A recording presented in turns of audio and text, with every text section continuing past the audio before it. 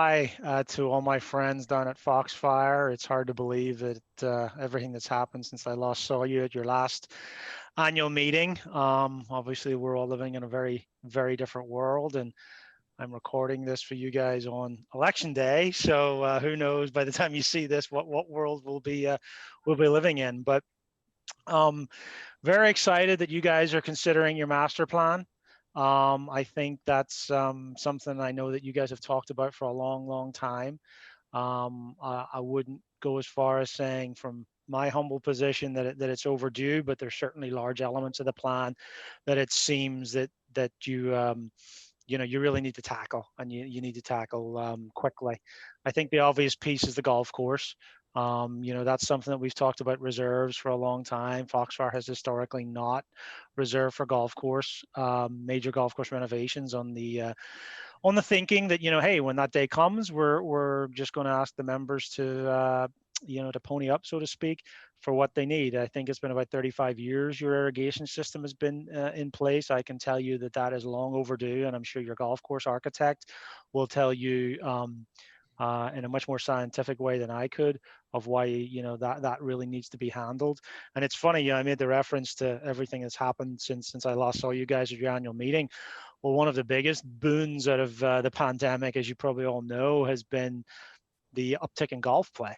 So, you are one of the few 27-hole bundle community clubs in Southwest Florida. I'm sure that you've seen an uptick in play as much as some of the other courses around town have. There's no sign when that's going to go downwards. Some people have said this is somewhat ironically, COVID's the best thing to happen to golf since Tiger Woods first showed up on the scene. Well, here we are, and let me tell you, that's great to get all those rounds going through your golf course and everyone enjoying it, and people picking up more interest in golf and golf course communities because of that. But the wear and tear on your course is not going to be easier because of that. So certainly that's something that if I was a homeowner at Foxfire, I'd be thinking long and hard about in terms of, I got to make sure this golf course, this is still the crown jewel asset in our armory here. We got to make sure we take care of that. And so certainly the irrigation system is something that I think you need to get on that, guys, and get it done, take care of it. And again, I'm sure your golf course architect can talk you through um, the nuts and bolts of that. What's probably more interesting to me, having worked with you guys pretty much since 2006 when I moved to Southwest Florida, are the other components of the amenity plan. And I know that it's sometimes tough to put it all together, and sort of having read some of the background, some of the surveys about what people want. The thing we have to remember, and I always have to sort of revisit this, is, hey guys, this is community living. You may not play bocce today, but your neighbor might. You may not use the fitness center today, but you sure might want to use it tomorrow. So when I looked at your plan, there's a lot of components there. The outdoor dining, that ties back, unfortunately, but still beautifully, to what we're having to deal with in terms of the current pandemic, with the idea of putting more outdoor dining in there and certainly improving what you've got. So all of those component parts, together, to me, this looks like a good plan from where I sit now. Obviously, I'm a numbers guy by trade. When I look at the cost, I don't have to write the check, but $25 a month, I can tell you from what I'm seeing in other communities, $25 a month for 10 years, really, really isn't much, and is right kind of in that sweet spot of what we're seeing at other communities. And look, we have to be constantly cognizant of, we are in a competitive marketplace. I think we've seen a lot of the data and statistics out there about people that are up north, that are maybe thinking about Florida, thinking about Sunbelt states, moving down here maybe permanently. At some point, you're going to probably, unfortunately, have to or want to sell your place in Foxfire and move on. Obviously, you want to maximize the value for that. Well, you got to be cognizant of the competition up and down your street, and all you need to do is walk out onto Davis Boulevard, look left, and the dollars the countryside has invested in the last few years, Glen Eagles on their golf course, as well, just a little bit further away. Some of the Royal Wood has had a significant capital improvement in the last few years. So certainly, you do have to have one eye on the potential buyer of your property and what they're going to be looking for. And again, a lot of the stats are out there on what those people are looking for. And again, what we've seen in the pandemic, the shift out of the cities and things like that. There's no sign that that's going to slow down anytime soon. So certainly, I would ask you to maybe think about that as you're contemplating how you want to vote when this project comes to that point.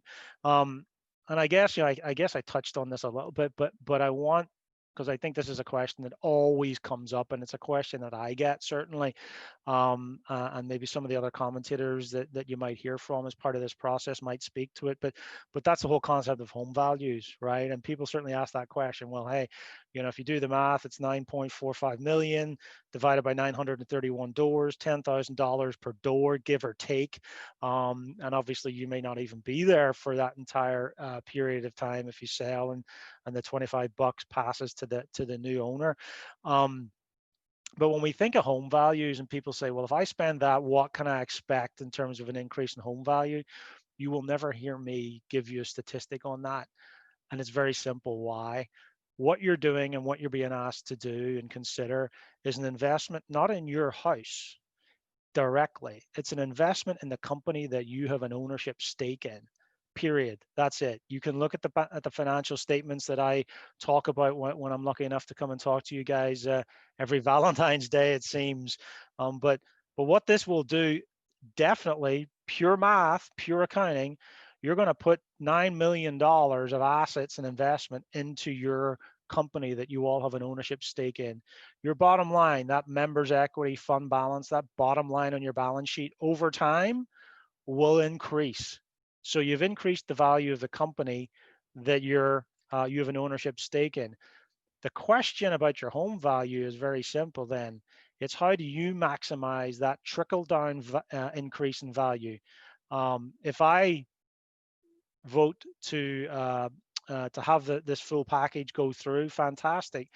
But if I then haven't upgraded my bathroom and my kitchen in 20 years, I'm not going to get the same increase in house value. And that's not accounting, that's common sense, right? We've all had to deal with that, unfortunately, in our lives.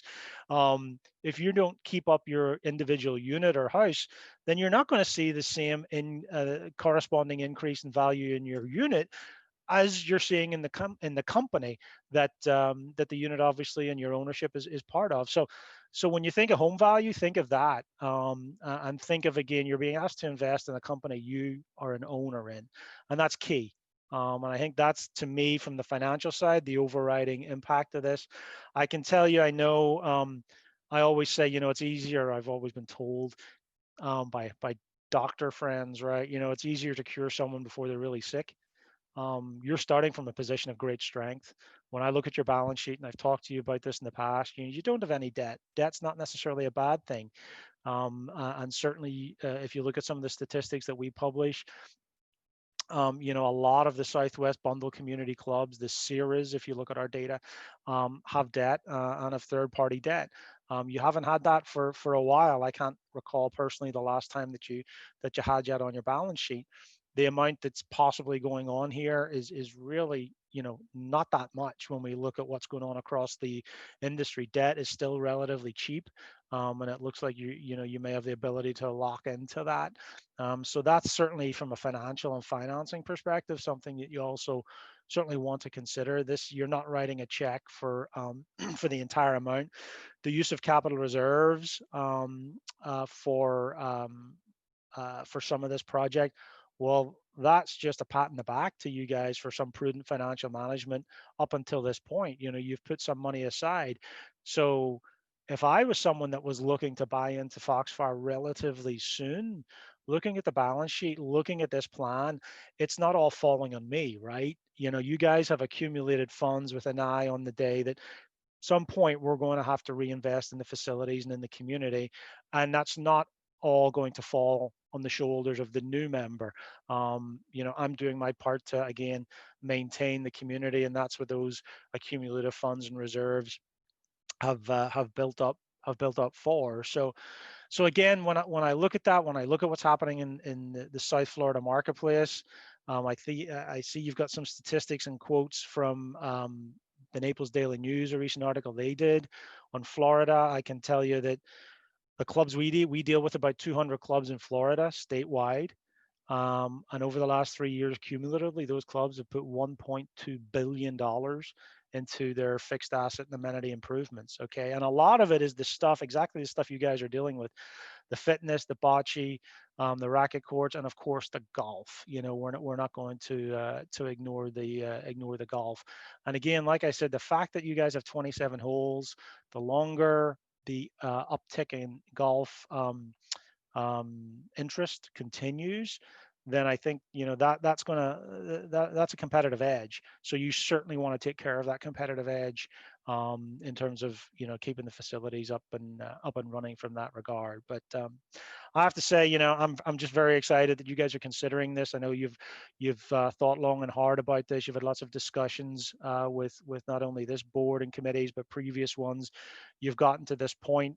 Again, you've all got friends at other communities that are not too dissimilar, not very far away. They've pulled the trigger, so to speak. They're working through that right now, or they've worked through it. So certainly, I think from my position, what I know about the community, what I know about the finances, and what I know about the amenities, I think you've now got a plan that's going to set you up very, very well for the foreseeable future. So enjoy your club. And I hope to see a successful implementation of the plan if it passes. Thank you, guys.